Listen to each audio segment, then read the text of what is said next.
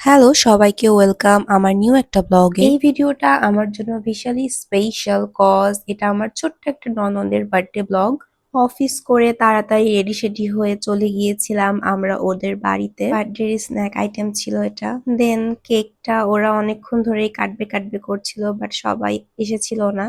দেন ওর আর ভাই বোন আসার পরে সবাই মিলে একসাথে অনেক মজা করে কেক কাটলো। তারপরে বার্থডে গার্ল বসে পড়েছিল তার বার্থডে গিফট গুলো আনপ্যাক করতে। ও গিফট গুলো আনপ্যাক করছিল আর আমরা সবাই ওর চারিদিকে গোল হয়ে বসে দেখছিলাম। আমার কাছে এই মোমেন্টটা ভীষণই ভালো লাগে, গিফট পাওয়ার পর সেটাকে আনপ্যাক করা।